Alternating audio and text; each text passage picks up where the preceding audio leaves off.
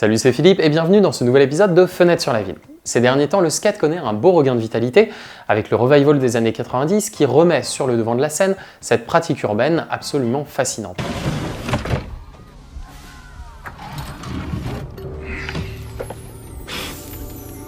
Looks like you picked the wrong leisure activity, buddy.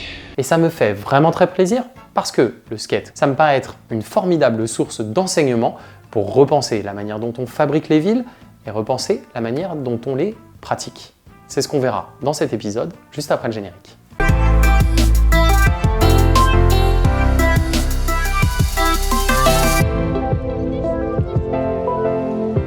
On a tous des souvenirs de skate, même quand on l'a jamais pratiqué. Perso, c'est en jouant à Tony Hawk Pro Skater 2 et à Jet Set Radio que j'ai un peu pris du plaisir à découvrir le lien qui existe entre ces glisses, le roller, le skate, et puis cette ville.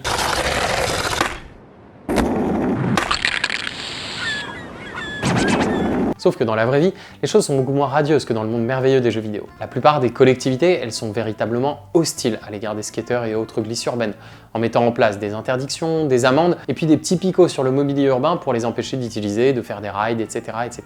Et d'un côté, on peut comprendre cette hostilité. Si on se met dans la peau des riverains, le skate, ça fait énormément de bruit, puis on peut avoir peur de s'en prendre un lancé à pleine vitesse quand on traverse la rue.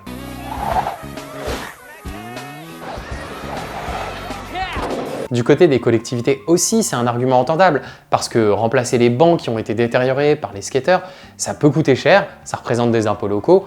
Là encore, on comprend. Certaines villes ont mis en place un règlement spécifique. Ainsi, à Paris, les services de la préfecture de la police estiment que la pratique de la planche à roulettes, attention, est assimilée à un jeu dangereux. Excuse-moi, mais le skate, c'est dangereux que pour toi-même. Tu fais des tricks, tu tombes, tu te casses une jambe, bah, c'est tant pis pour toi. Sauf que la ville, c'est un espace d'expression dans lequel les skateurs devraient pouvoir pratiquer leur art en toute liberté. Alors bien sûr, il faut trouver des régulations pour que chacun puisse le faire sans que ça dérange l'autre, mais quand même, ça fait 30 ans maintenant que les deux arguments, les deux cultures s'opposent sans que de véritables solutions n'aient été trouvées. Le skateboard, ça n'a rien à voir avec la planche à roulettes, car pour ces accros, c'est d'abord un sport et un spectacle de rue. Sauf qu'ici, il faut dire street, des lieux publics où tout est possible pour les streeters, surtout là où c'est interdit. La seule véritable solution qui a été trouvée depuis toutes ces années, ça a été de reléguer les skateurs dans des skateparks. Alors certes, les skateparks, ça peut être très bien pour faire des figures ou pour chiller avec ses amis. Le problème, c'est que c'est pas le mode d'expression véritable du skateboard, qui est quand même de profiter, de jouir de la ville dans toute sa diversité. Si on écoutait les mairies, on se retrouverait tous cloisonnés dans des espaces dédiés à la pratique, et c'est pas forcément ce qu'on veut. Le skate représente pour nous plus un moyen d'expression et une recherche de liberté. Mais depuis quelques années, on observe une petite inflexion en faveur des skateurs. Chose assez inédite et c'est pour ça que je vous en parle aujourd'hui. On voit notamment pas mal de villes qui réfléchissent à la manière dont elles peuvent intégrer plus efficacement le skateboard, par exemple dans les pays nordiques. On a notamment l'exemple assez connu de Malmö en Suède qui est devenu la Mecque du skateboard en Europe. Et puis aussi de l'Opéra d'Oslo, qui a été conçu, dit-on, comme étant propice aux skateurs avec des grandes pentes qui étaient prévues pour accueillir cette discipline.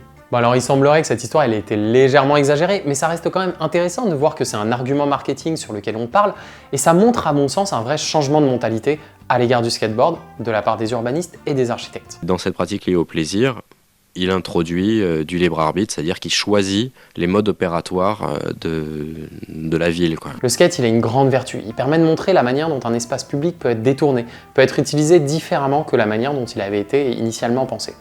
Et en ce sens, ça souligne à quel point les espaces publics devraient être ouverts et donc utilisables par plein d'activités différentes. Le skateur a une vision de la ville qui est différente qu'une personne lambda, et chaque spot lui donne envie de réaliser telle ou telle figure, et du coup c'est ça qui est intéressant dans le skate. Ça peut vous sembler un peu bête et évident dit comme ça, mais dans l'urbanisme c'est finalement quelque chose d'assez récent.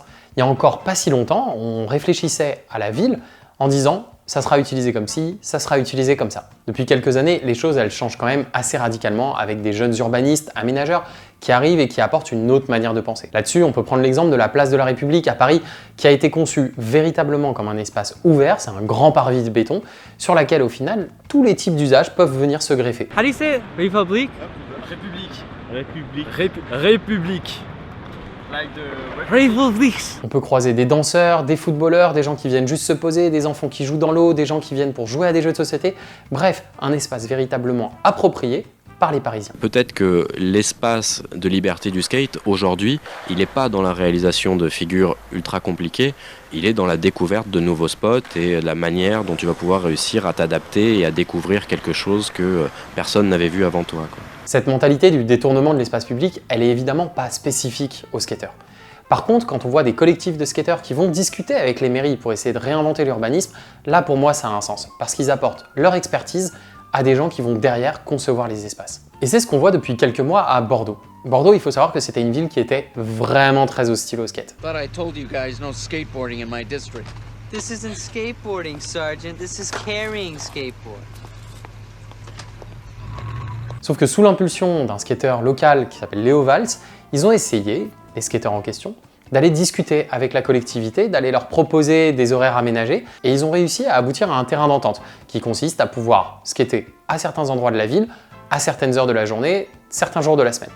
C'est qu'une petite victoire, mais c'est déjà une grosse victoire dans une ville comme Bordeaux. Concrètement, ce qui s'est passé, c'est qu'aujourd'hui, on a trouvé un terrain d'entente suite à une expérience que l'on a fait, qui a été proposée par les skateurs auprès de la mairie et puis des riverains, de façon à équilibrer un petit peu les pratiques. Et surtout, le fait que les négociations entre les skateurs et la mairie se soient bien passées, qu'un terrain d'entente ait pu être trouvé, ça a poussé la collectivité à essayer de changer son état d'esprit sur la question. Pour vous dire, cet été, ils ont annoncé plancher sur un schéma directeur de la pratique du skateboard à Bordeaux, ce qui montre bien qu'ils ont envie d'institutionnaliser, d'officialiser cette pratique et le fait de pouvoir rouler librement dans certains quartiers de la ville. Et d'ailleurs, tout l'été, vous pouviez faire du skate sur des rampes colorées qui avaient été installées par Léo Valls et l'artiste Nicolas Malinowski dans des hauts lieux de Bordeaux, comme par exemple l'Opéra. Ça fait des superbes images.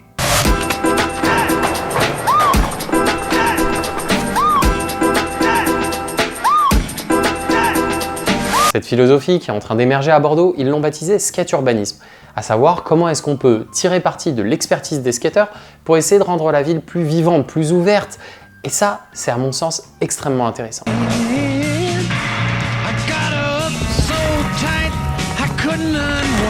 Bien sûr, il n'y a rien de révolutionnaire là-dedans, c'est plus un changement d'état d'esprit.